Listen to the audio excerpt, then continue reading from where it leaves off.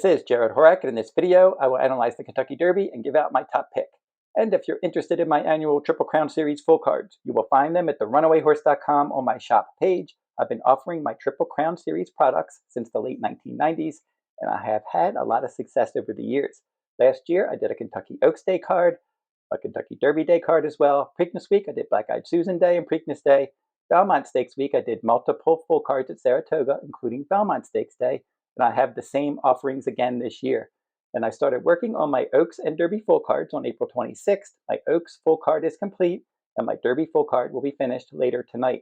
So go to the runawayrhorse.com on my shop page if you're interested in my Triple Crown season products, and I will include a link to that shop page in the video description below. Now we'll analyze the Derby, and I will give out my top pick at the end.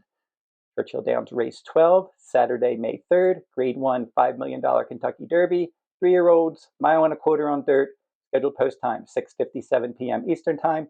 Citizen Bull, your 2-year-old champion, will break from the inside post for trainer Bob Baffert. Martin Garcia will ride. He's 20-1 morning line, and he controlled the pace in all 3 of his stakes route victories, and he got caught battling with a maiden in the Santa Anita Derby on the pace last time, and he was a short horse that day.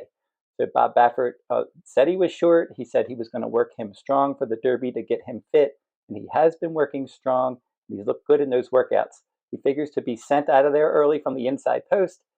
And the last horse to win from the inside post in the Kentucky Derby was Ferdinand in 1986. Neoequos is number 2. Flavien Prat will ride him if Baeza, you're also eligible, does not get into the field. He's 30-1 morning line. He was 3rd in the Fountain of Youth, 3rd in the Florida Derby as well. And he lost ground in the stretch in both of those races at 1 1/16 and 1 1/8. So I don't think he's going to improve at 1 1/4. Number 3 is Final Gambit, and he's going to be going from all weather to dirt. So he's switching surfaces for trainer Brad Cox, and he's 30-1 morning line. And he had a strong late pace rating when he won the Jeff Ruby Stakes last time out at Turfway on all weather ground. And he's a late runner, moving over to the dirt for the first time. He's been training at Churchill Downs. His workouts have been solid. He can run all day, so stamina is his weapon here. We'll have to see if he can get enough pace help and if he can handle the kickback that he's going to get, because he's going to be down on the inside rallying from off the pace. Number 4, Rodriguez. Bob Baffert trainee number 2 with Mike Smith aboard, and he is 12-1 morning line. Now this one is 2 for 4 this year. He made the lead in both of his victories, and he did not make the lead in his 2 losses. And his last win was in the Wood Memorial when he shipped from Santa Anita to Aqueduct, and he went wire to wire from the inside post in that race. And the last Wood Memorial winner to win the Kentucky Derby was Funnyside in 2003. Number 5, American Promise for trainer D. Wayne Lucas. Nick Juarez will ride, and he's 30-1 morning line. And he rode the Speed Bias to victory in the Virginia Derby last time out. Now that was 7 weeks prior to the Kentucky Derby, and that race was around 1 turn. I don't really love the 7 weeks between starts, and I don't like that he's coming out of a 1-turn race either, where he controlled the pace. And in this race, there's a lot of pace signed up. Number 6, Admire Daytona. This was the UAE Derby winner, and he is 30-1 morning line. Now the UAE Derby horses are in the Kentucky Derby, 20 starts, no wins, no seconds, and 1 third-place finish. That third-place finisher was Forever Young in 2024 in the Derby. He was a close 3rd. Number 7, Luxor Cafe. Joe Moreira is going to ride, and he's 15-1 morning line. He's a Japanese runner, and Japanese runners in the Kentucky Derby since 2019, 6 starts, no wins, no seconds, and 1 third. That 3rd was Forever Young. And the horses that did not hit the board, 2019 Master Fencer, he was 6th. In 2022, Crown Pride was 13th. In 2023, Mandarin Hero and Derma Sodagake were 12th and 6th. And then in 2024, T.O. Password was 5th, and then Forever Young was 3rd. Number 8, Journalism for trainer Michael McCarthy. Umberto Rispoli will ride. He's your 3-1 morning line favorite. And there's some interesting stats for him, going and looking at his stakes victories and knowing that trainer Bob Baffert typically dominates the stakes races that Journalism exits. And Journalism won all of those races, defeating the Bob Baffert horses handily. Now, Bob Baffert has won the Los Alamitos Futurity 14 times. He ran Getaway Car and Gaming against Journalism in that race late last year. And Getaway Car was, prior to the Los Al Futurity, 1st in the Grade 3 Best Pal and 2nd in the Grade 1 American Pharaoh. And then he would go on to win the Sunland Derby earlier this year. Gaming was first in the Grade 1 Del Mar Futurity and second in the Grade 1 Breeders' Cup Juvenile prior to the Los Al Futurity. Gaming was 1-2 in the Los Al Futurity, and Journalism just won that race easily. Getaway Car was second, and Gaming was third. And the second stakes race that Journalism ran in was the San Felipe Stakes, and trainer Bob Efforts won that race 9 times, and he ran 2 horses again against Journalism. He ran Barnes and Rodriguez, and Journalism defeated those horses handily. Now, prior to the San Felipe, Barnes was first in the San Vicente Stakes, and he was 2 for 2, and he set the pace in the San Felipe. Journalism went right on by him. Barnes was clearly second best. That was one of the fastest Kentucky Derby prep races this year. And the San Felipe show finisher Rodriguez, beaten more than 11 lengths by Journalism, would go on to wire the field in the Wood Memorial. Finally, in the Santa Anita Derby, Bob Efforts won that race 9 times, and again, he put 2 horses against Journalism. He had your 2-year-old champion Citizen Bull, a 3-time graded route winner, and Barnes as well, who Journalism defeated him in the San Felipe. Journalism beat both of those horses easily in the Santa Anita Derby. So you had the top Kentucky Derby trainer, Bob Baffert, who dominates those Kentucky Derby prep races on the West Coast. He threw everything at Journalism in 3 Derby preps, and Journalism dusted all of the Bob Baffert trainees. So looking at Journalism overall, he looks like a formidable Derby favorite, and the favorites have won 6 of the last 13 Kentucky Derbies, and 11 favorites in the last 13 years finished in the top 3. Burnham Square is number 9. Trainer Ian Wilkes. Brian Hernandez Jr. is the rider, and he is 12-1 morning line. Hernandez won last year's Kentucky Derby aboard Mystic Dan. And the Bluegrass Stakes that Burnham Square exits didn't look like a strong race visually, and typically the Bluegrass isn't a strong Kentucky Derby prep, although we've had some horses hit the board, but the last horse to exit the Bluegrass and win the Kentucky Derby Street Sense in 2007. Grande for trainer Todd Pletcher. He's number 10. John Velasquez will ride, and he's 20-1 morning line. Now, this horse has just 3 career starts, no races as a 2-year-old, and only 1 pre-Derby workout. So he's very lightly raced, and he even has just that 1 work as well, and that work was at Keeneland. So for trainer Todd Pletcher, he's 2 for 65 in the Kentucky Derby. This horse was a wide second in the Wood Memorial behind Rodriguez. Rodriguez from the inside post fired the field. Grande stalked wide. He was second best. He would have been closer with a better trip. And for him, you might see him move forward in the Belmont Stakes, because that's Pletcher's MO. Typically, his horses underperform in the Kentucky Derby, and then they bounce back and run better races in the Belmont Stakes. The Wood Memorial, not usually a strong Kentucky Derby prep. I mentioned that when I spoke about Rodriguez earlier. Number 11, Flying Mohawk. He's 30-1 morning line. His first start on dirt. He looks like he could be an outsider in here, switching surfaces. He's going to have to run faster.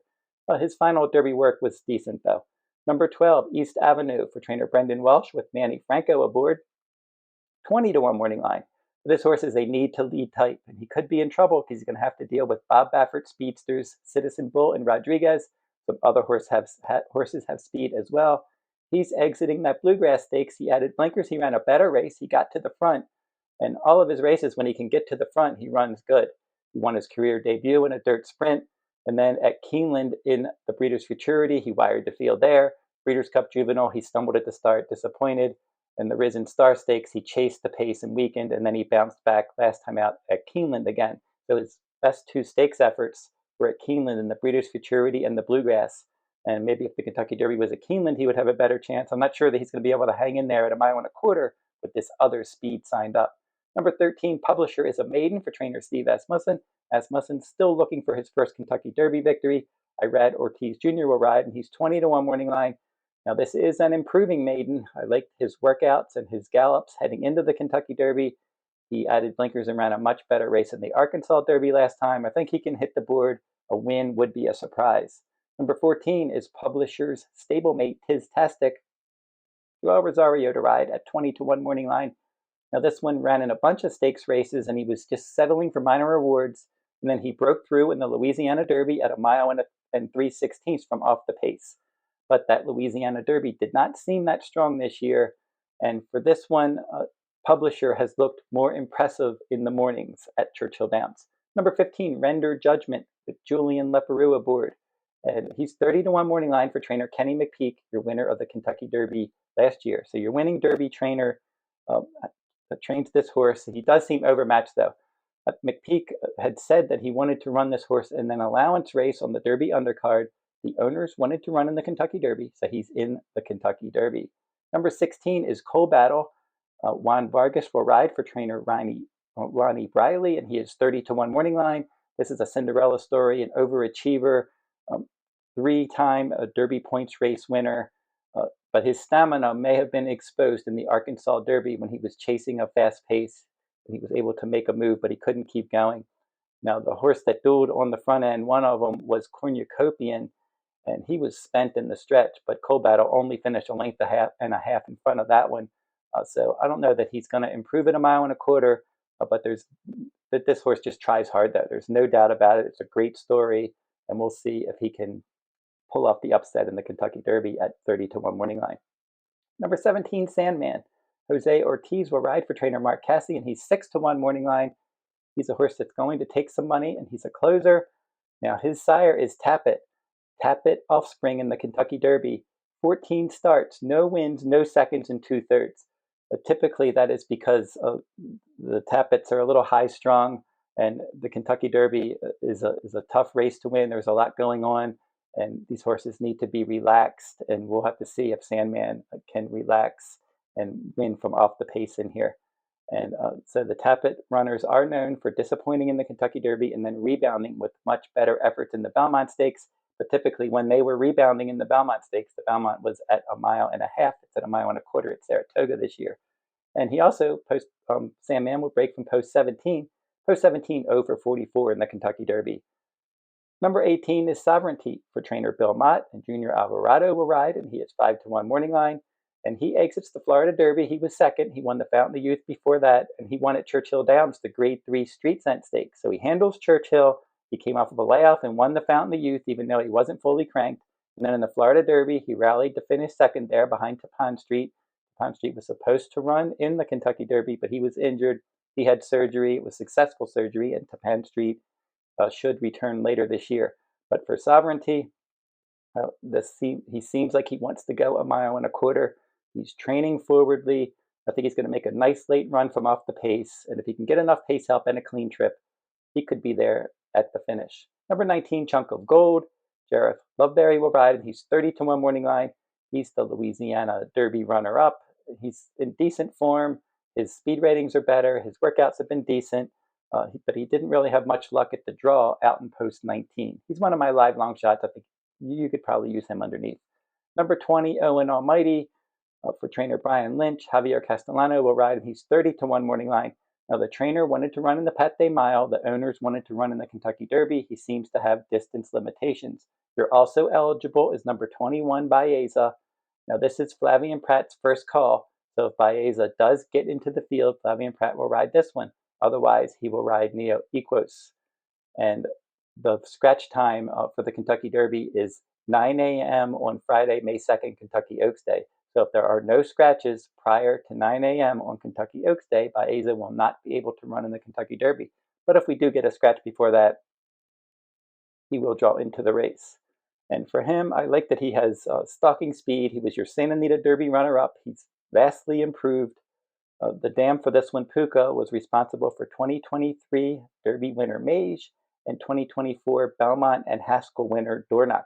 Good pedigree here. John Sheriff's the trainer. He's won the Kentucky Derby before. Flavien Prat has good success in the Kentucky Derby. His horses typically finish in the mix in the Kentucky Derby. He's the Eclipse Award winning rider last year. And I think this horse will be live if he gets in. If he does not get in, he's going to probably run in the Preakness Stakes. Now going through that whole Kentucky Derby field, I'm going to go with Journalism. He is the favorite, but he is the most likely winner. There's just so many reasons why this horse probably will win this race. Some people are concerned that he's exiting 5-horse fields, but he broke his maiden in a 10-horse field, and he stalked from 5th, and that's the key, his ability to be able to stalk the pace. He doesn't have to come from far back.